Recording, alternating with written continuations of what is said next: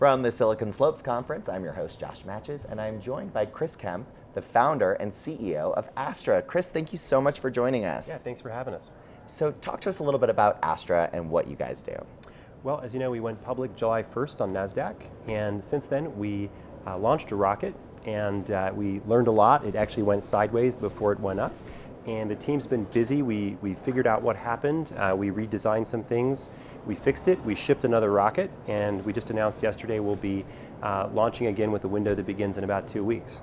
Amazing. That's really exciting. exciting. It's been a busy couple of months. How's it been running a public company in addition to launching rockets into low Earth orbit? Well, I think it's been fantastic. I mean, the thing that I've learned actually is in a public company, you have all these shareholders and they want to know what's happening, and we have such incredible fans out there that are... Such fans. Yeah, and they want to know what's going on. And so as a public company CEO, I have to be very thoughtful about sharing the things that we share with everyone at the same time, and working with the SEC to file 8Ks and things like that. So it's interesting that we're actually a little bit more private because we want to be very thoughtful about what we share when. And so we actually kind of held back a little bit until we knew what was happening with the rocket. We knew what the next launch date would be, and yesterday we were able to get all that news out there, and everybody was just really excited about it. Yeah, and it's great because you're able to take along the retail investor audience with you in a way that I think many other brands have a very difficult time doing. Yeah, and in fact what we saw was when we actually live streamed this launch for the first time, and we let everybody watch what was happening minute by minute, and there was such an outpouring of excitement, and everybody's been rallying us on to kind of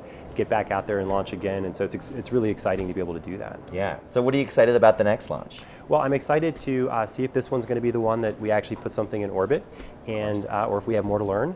Either are possibilities, and if it actually does demonstrate orbit in this new test launch that we're doing with the Space Force, we have a huge backlog of flights. We have over 50 flights that are already under contract, and so we want to start delivering for our customers. And if it takes us another launch, so be it. But even if this one works, we're twice as fast as SpaceX and about 3 times faster than our nearest competitor. So this idea of iterating really is the future. I think people don't understand that the difference between Astra and some of these other companies is the frequency of the launches that you're going to be doing. We literally just supported our 5-year anniversary. So we haven't been at this for long, and we've made such an incredible amount of progress. Incredible amount of progress. So you just spoke on stage at Silicon Slopes. Yep. Can you tell us a little bit about what you talked about? Yeah, well, this is a great community of entrepreneurs, and there's just so many people here that are really passionate about starting things and investing in things. And I think space has really become not just the final frontier, but the next frontier.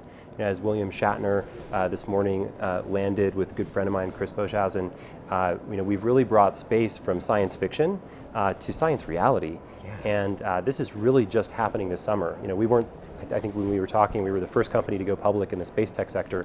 Since then, I think about 10 companies have gone public this summer, and there are more to come. And so I'm really excited to see these companies finally have the capital to go build new satellites, new constellations, new capabilities.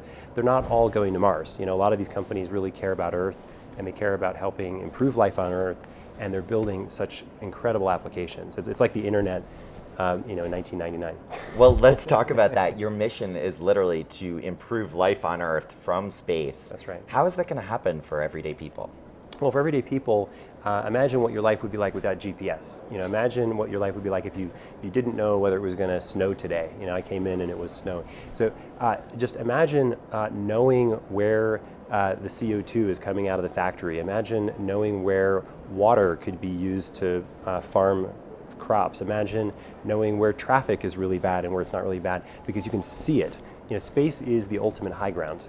And people have been climbing to the tops of mountains and putting observatories and telescopes and radio towers for thousands of years. So space now gives everyone an opportunity to have access to the ultimate high ground.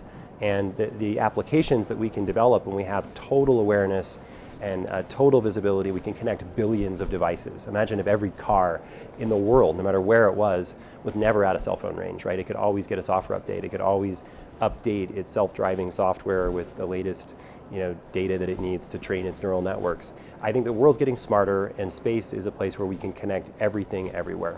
Amazing. Well, Chris, thank you so much for joining us, and thank you for making space not the final frontier, but as you said it, The next frontier. the next frontier. Awesome, thanks. Thank you so much. Cheers.